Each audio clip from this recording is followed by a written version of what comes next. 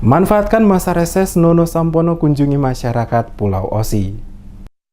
Memanfaatkan masa reses, Wakil Ketua 1 DPD RI Nono Sampono melakukan kunjungan ke Pulau Osi dan berdialog dengan masyarakat Pulau Osi mengenai banyak hal termasuk tugas dan fungsi DPD RI dalam menjalankan kewajibannya. Di hadapan ratusan warga Pulau Osi, Nono Sampono menjelaskan beberapa tugas dan fungsi selaku Wakil Ketua DPD RI. Di antaranya, DPR RI membuat aturan undang-undang, melakukan pengawasan, dan penentukan penggunaan anggaran atau budgeting. Dijelaskan Nono Sampono, setiap anggota DPD RI dalam 1 tahun mempunyai masa reses sebanyak 5 kali, di mana dalam masa reses tersebut digunakan untuk turun langsung ke masyarakat, terutama konstituennya, untuk mendengar, melihat, dan menyerap aspirasi masyarakat. Oleh karena itu, selaku bagian dari DPD RI, dirinya berkewajiban datang dan bertemu serta berbincang langsung dengan masyarakat agar mengetahui apa yang menjadi harapan masyarakat dan sejauh mana pembangunan yang telah dilaksanakan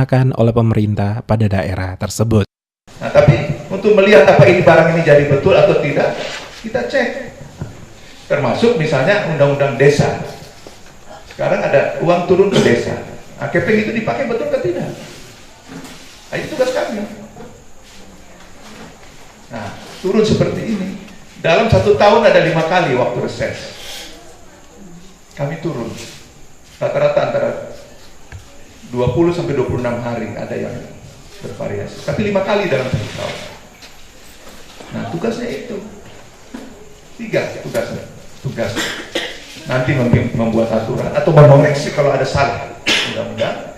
Yang kedua adalah tugas pengawasan, mengawasi jalannya yang dikerjakan oleh eksekutif. Yang ketiga, anggaran. Nah, di dalam ini kita menyerap aspirasi dari masyarakat. Sudah itu.